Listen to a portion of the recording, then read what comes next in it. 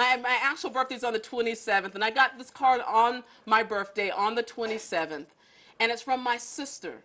And my sister always sends these very generic cards that just say, "Love, sis." And, you know, the writer wants a little bit more. The sister wants a little bit more. So I get this card, and the card says this: "Follow the rhythms of your dreams."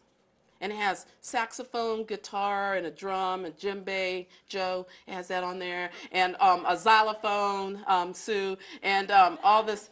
And inside it says, "Glenis, by the power invested in me as the president and leader and founder of the Afroettes, I bestow upon you at this time in your life an honorary membership."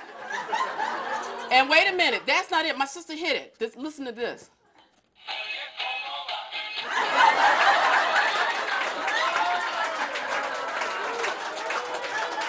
Oya Como Va, and this is the song that they used to dance to.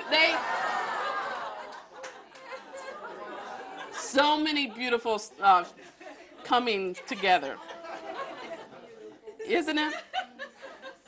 I'm gonna. So I'm Afroette, y'all. I'm 45 and I finally have arrived. Okay. So I'm going to do this poem. It's a new poem. It's called Glenis, Glenis, Glenis. And I'm going to explain. Yeah, I know. It's spelled Glynis, Glennis, and Glenis, the way I actually spell my name. And it's after the poem, I wrote it after being inspired by a poet by the name of Patrick Rosal. And if you ever get a chance to hear Patrick Rosal read, you have to. He wrote a book called American Kunde Man.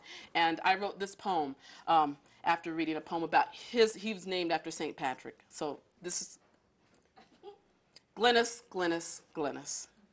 People ask where I got it, and I say, from her.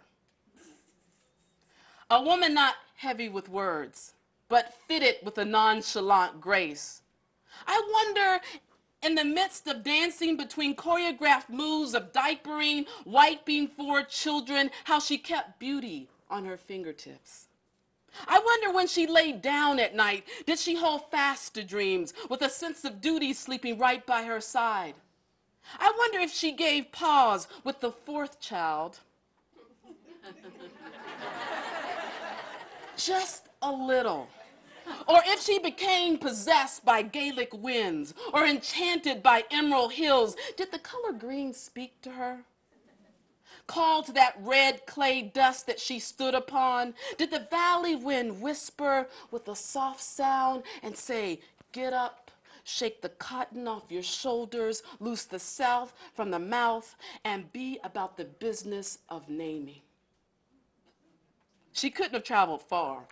To the den, perhaps, to stargaze at that crystal ball of the TV, projecting light beyond the room? Or did she just understand that this fourth child could just use some pluck in life?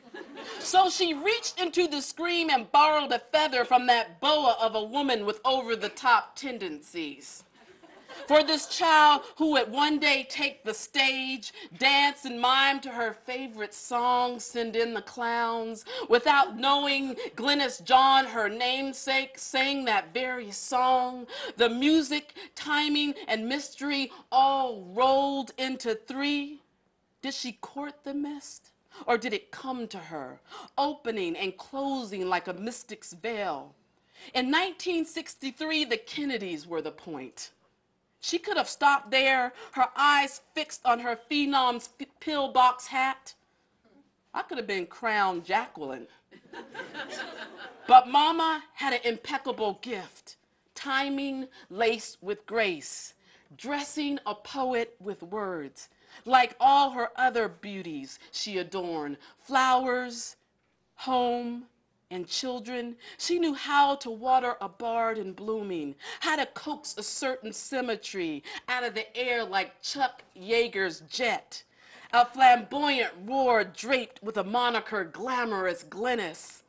breaking sound waves with a sonic boom. How did she know to summon so much alchemy in a name that one day would be in me?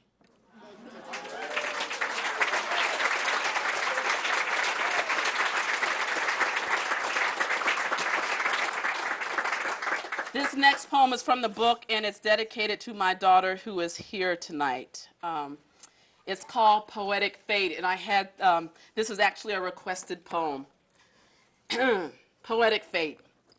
My daughter represents what I am and what I am not. Inheriting the knowledge of numbers, strange strand passed down along her paternal side. Her father's mother relinquishing a coded mathematical language I never understood. That DNA being exempt from my genes.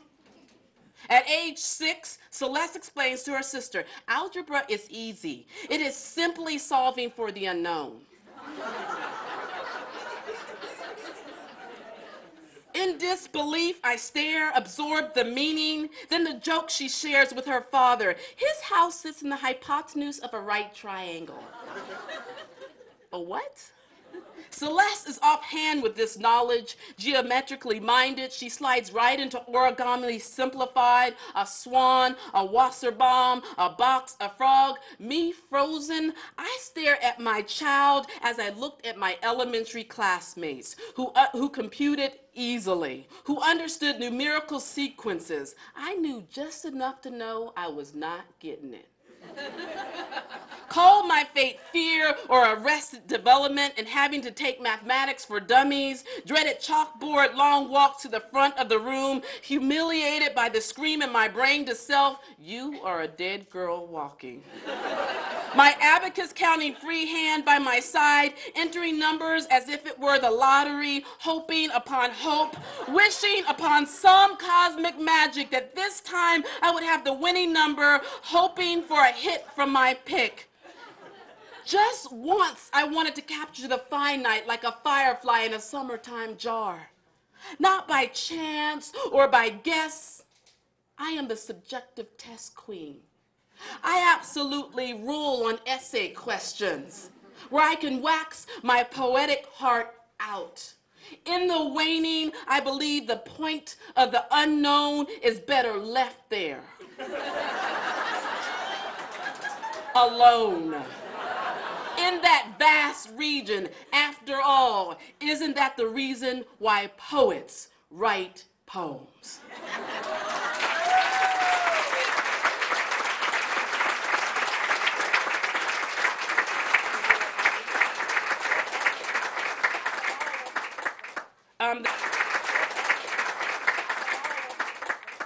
The next poem is called Summon, and it is in the next manuscript that's coming out. The next manuscript is called The Eighth Element, Poems Out of the Air. This poem is called Summon, and it's a story that I had heard all my life, and I'm dedicating it to my mother tonight. Summon. Stir the memory.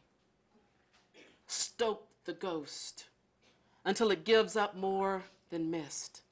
More than the echo that fills your bone. Resurrect the man, the mahogany frame. Give your mother a chance to stand by her dad. Hold his hand as any daughter dreams. Lifeline to lifeline extending beyond bone and the 4 years she knew him. Give her something more solid than the bits and pieces she has patched together. Something more than smoke. Stoke and stir, turn and turn until you see him.